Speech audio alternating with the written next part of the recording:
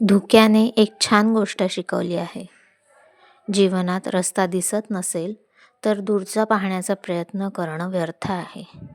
एक एक पाऊल टाकत चला, जीवनातला रस्ता आपोआप मोकळा होत जाईल. सुप्रभात मैत्रिणींनो, हे माझ्या बगीच्यातले छोटेसे झाडं. आजच्या दिवसाची हिरवीगार सुरुवात करून मी माझ्या शिलाईच्या खोलीत आलेली आहे. आज एक ड्रेस आहे अल्ट्रेशनचा, त्याचा व्हिडिओ मी तुमच्यासोबत शेअर करणार आहे. या ड्रेसला साईड फिटिंग करायची आहे आणि उंची जास्त आहे तीही कमी करायची आहे. रेडीमेड कुर्ती आहे ही. त्याला फिटिंगचं मार्किंग कसं करायचं आणि हाईट कमी करताना कोणती काळजी घ्यायची हे सगळं मी आज तुमच्यासोबत शेअर करणार आहे. सर्वात आधी आपण मार्किंग टेपनी जे जे मेजरमेंट आहे चेस्ट, वेस्ट आणि हिप लाईनचं त्याचं मार्किंग करून घेत आहोत. मार्किंग करताना थोडं लूजिंग ठेवणं आवश्यक आहे. त्या हिशोबाने मी इथे 1-1 इंचाचा गॅप ठेवून मार्किंग करते आहे. ह्या ड्रेसमध्ये कस्टमरला मागच्या साईडला टक्स पण हवे आहेत. मग त्या हिशोबाने मी हे साईडचं मार्किंग करते आहे की मागे टक्स टाकल्यावरही ड्रेसला फिटिंग होईल. इथे स्लीव्जही जशा आहे तशाच ठेवायच्या आहेत, फक्त साईडला लूज आहेत त्याचं फिटिंग करायचं आहे.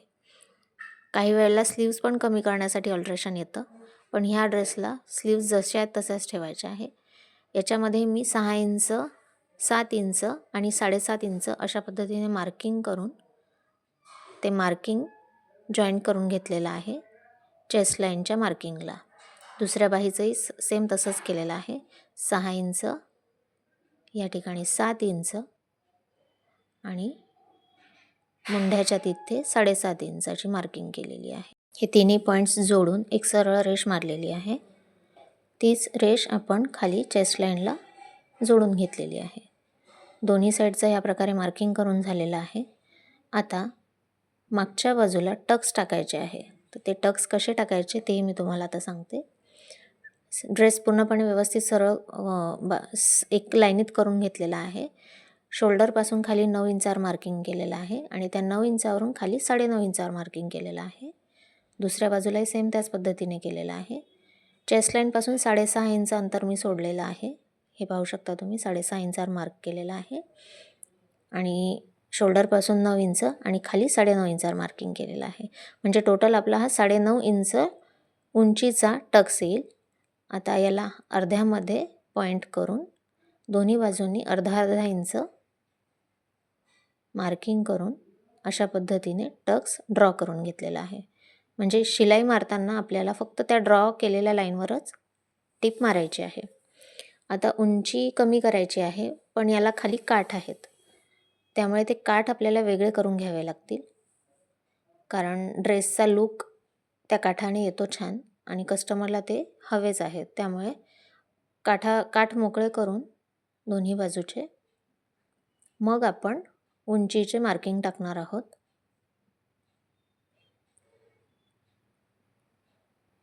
ज्यावेळेला काठ नसतात त्यावेळेला डायरेक्ट खालचं मार्किंग करून कट करून मग फोल्ड करायचं असतं. पण या ठिकाणी काठ आहे त्यामुळे काठ वेगळे करून आपण उंची मोजून घेतो. इथे 44 इंच तयार उंची आहे या टॉपची, कुर्तीची. आपल्याला 40 इंच तयार उंची ठेवायची आहे. 4 इंचापैकी पूर्ण 4 इंच आपण कट नाही करणार आहोत. फोल्डिंगसाठी आपल्याला मार्जिन ठेवायचं आहे. म्हणून मी या ठिकाणी 2 इंच मार्जिन ठेवून म्हणजे 2च इंचावरती मार्क करून तेवढी खालची 2 इंचाची पट्टी कट करणार आहे. या पद्धतीने एकसारखा टॉप तो अंथरून घ्यायचा आहे आणि मग 2-2 इंचावरती मार्किंग करून तेवढी खालची पट्टी आपल्याला कट करायची आहे. हे 4 घड्यांमध्ये मी तो कुर्ता ठेवलेला आहे आणि 4 घड्यांमध्ये मार्किंग करून कट केलं आहे. या पद्धतीने उंचीचं मार्किंग झालं आहे. फोल्डिंगसाठी आपण 1 ते 1.5 इंच मार्जिन ठेवलेलं आहे आणि पूर्ण खाली फोल्ड केल्यानंतर ही तयार पट्टी त्याला वरती अटॅच करणार आहे. मार्किंग आणि कटिंग झालेलं आहे. आता आपण आलो आहे मशीनवर. मशीनवरती तुम्हाला दाखवते आहे मी की कशा पद्धतीने फोल्ड करायचं आहे, अंतर किती ठेवायचं, माप किती टाकायचं, हे सगळं तुम्हाला या ट्युटोरियलमध्ये मी दाखवते आहे. तसं म्हटलं तर अल्ट्रेशन म्हणजे काय असतं, फक्त टिपा टाकणं, पण तसं नसतं. व्यवस्थित मेजरमेंट घेऊन कपडा कोणता आहे, कपडा धुतल्यावर अकसेल का, या सगळ्या गोष्टींचा आपल्याला विचार करून मार्किंग टाकावं लागतं. त्यामुळे अल्ट्रेशन वाटतं तितकं सोपं नसतं. व्यवस्थित पद्धतीने केलं तर फिटिंग अगदी परफेक्ट येते कुर्तीची. दोन्ही बाजूच्या खालच्या पट्ट्या मी फोल्ड करून घेतलेल्या आहेत. साईड फिटिंगच्या टिपा मारायच्याच आहेत अजून, त्याही मी तुम्हाला दाखवते.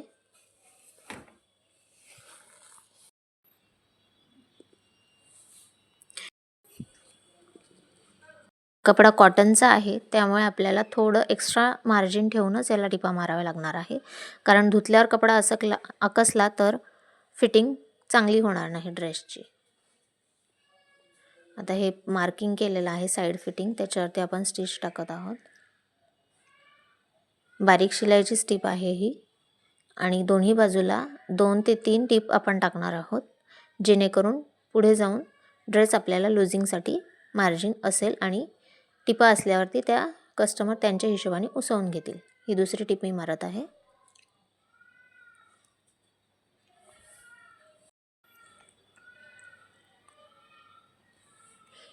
आजकाल रेडीमेड कुर्तीचा ट्रेंड आहे, पण प्रत्येकच वेळेला घेतलेल्या आणलेल्या मापाप्रमाणे ड्रेस बसत नाही. बऱ्याचदा ड्रेस अल्ट्रेशनला येतच असतात माझ्याकडे. प्रत्येक वेळेला कुर्तीचं अल्ट्रेशन मी याच पद्धतीने करते. काही वेळेला स्लीवलेस ड्रेसला स्लीव्स जोडण्यासाठी पण येतात. ज्या मैत्रिणी अगदी बेसिक स्वरूपात शिलाईकाम सुरू करता आहे, त्यांना अशा पद्धतीच्या कामामधून एक्सपिरियन्स येतो आणि कॉन्फिडन्सही वाढतो आपला, की आपण हो करू शकतो शिलाईकाम. त्यामुळे हे असे कामं घेऊन आपल्या टेलरिंग व्यवसायाची आपण सुरुवात करू शकतो.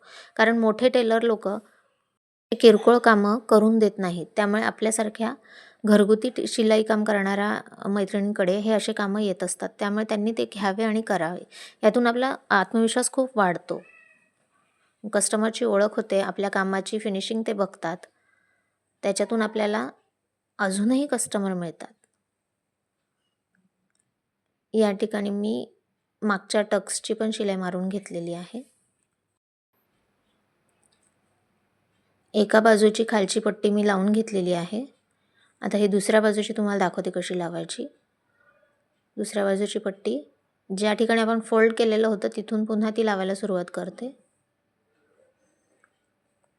फिनिशिंगनी काम आपण कस्टमरला दिलं आणि वेळेत पूर्ण करून दिलं तर आपला विश्वास कस्टमरचा आपल्यावरचा वाढतो आणि कस्टमर अजून आपल्याकडे कामं देतात.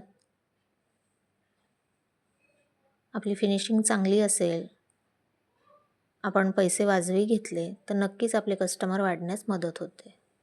अशा पद्धतीने ही पूर्ण कुर्ती अल्ट्रेशन करून झालेली आहे.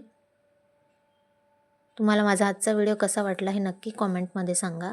माझ्या रिजू क्रिएटिव्ह या चॅनलला सबस्क्राईब करा. व्हिडिओ शेवटपर्यंत पाहण्यासाठी धन्यवाद. बाय.